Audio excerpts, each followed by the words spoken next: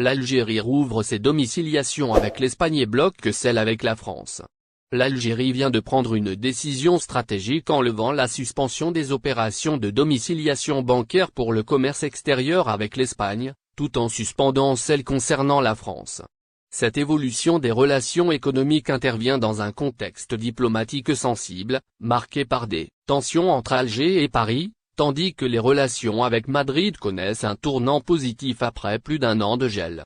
Un geste marquant vers l'Espagne le 8 juin 2022, l'Algérie avait rompu le traité d'amitié, de bon voisinage et de coopération avec l'Espagne en raison de la position de Madrid sur la question du Sahara occidental. En réponse, Alger avait suspendu toutes les transactions bancaires liées aux échanges commerciaux avec l'Espagne, sauf celles concernant le secteur gazier. Cependant, le 9 juin 2022, une interdiction de domiciliation bancaire avait été mise en place, paralysant ainsi les échanges commerciaux classiques entre les deux pays.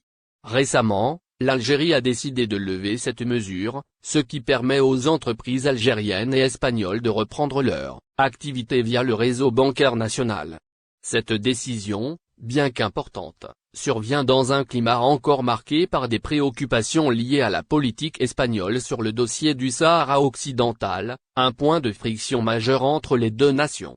Néanmoins, elle peut être perçue comme un signe de détente dans les relations diplomatiques.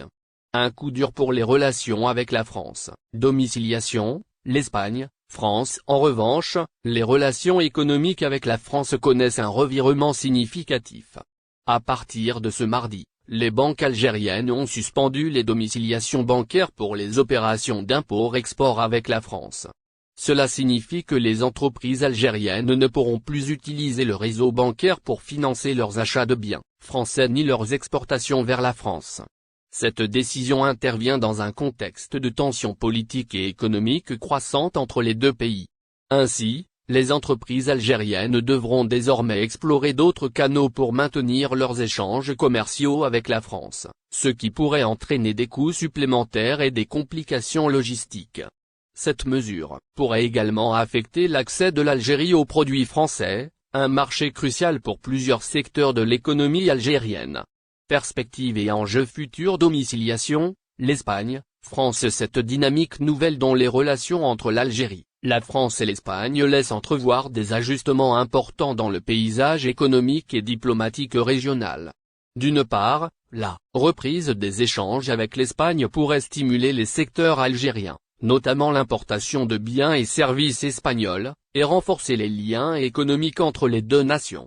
D'autre part, la suspension des domiciliations avec la France pourrait marquer le début d'une réévaluation des relations économiques, même si cette décision ne semble pas remettre en cause l'importance stratégique de la France dans le commerce extérieur de l'Algérie. En conclusion, l'Algérie ajuste ses relations économiques à la lumière des tensions diplomatiques, en facilitant certains échanges tout en restreignant d'autres. Le chemin vers une stabilité durable dépendra en grande partie des évolutions politiques, notamment en ce qui concerne les positions des pays européens sur la question du Sahara occidental et des relations bilatérales futures.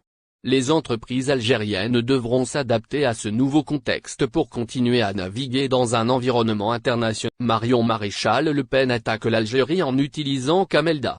Le 6 novembre 2024, une publication de Marion Maréchal, figure du Rassemblement national et petite-fille de Jean-Marie Le Pen, a fait couler beaucoup d'encre.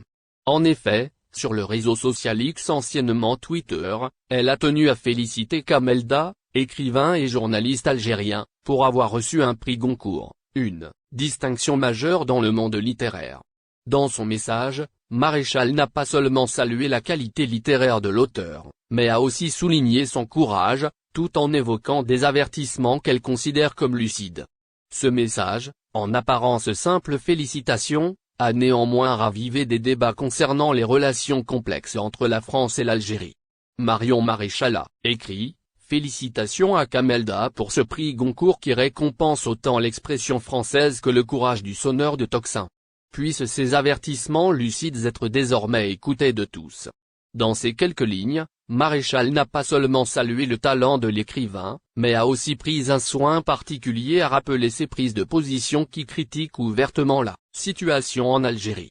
Le terme sonneur de tocsin dans son message fait référence à une alerte lancée face à des dangers imminents. La félicitation, d'abord perçue comme un geste culturel, a rapidement été interprétée comme un soutien indirect aux positions politiques de Da. Ce dernier est connu pour ses critiques acerbes à l'Algérie, mais aussi pour sa prise de position en faveur d'une liberté d'expression plus large et d'un renouveau de la pensée critique dans le pays. Dans ses œuvres, comme Meursault, Contre-enquête et l'ange du chaos, Da ne cache pas ses réticences envers les régimes autoritaires et les tensions qui existent entre la France et son ancienne colonie. Son livre est une réécriture du célèbre L'étranger de Camus, où il met en lumière les contradictions de la société algérienne contemporaine. Mais cette position n'est pas sans conséquences. L'écrivain a souvent été critiqué, voire attaqué par les autorités algériennes, pour son franc-parler. La félicitation de Marion Maréchal a donc une résonance particulière, car elle s'inscrit dans un contexte où les relations entre la France et l'Algérie sont tendues. Ces dernières années, les divergences entre les deux pays se sont accentuées, notamment en raison de la question de la mémoire coloniale, des accusations de néocolonialisme et des revendications algériennes sur des sujets sensibles. Kamel Da, par ses écrits, s'est souvent positionné contre un certain nationalisme algérien, allant parfois jusqu'à critiquer l'idéologie officielle du gouvernement algérien.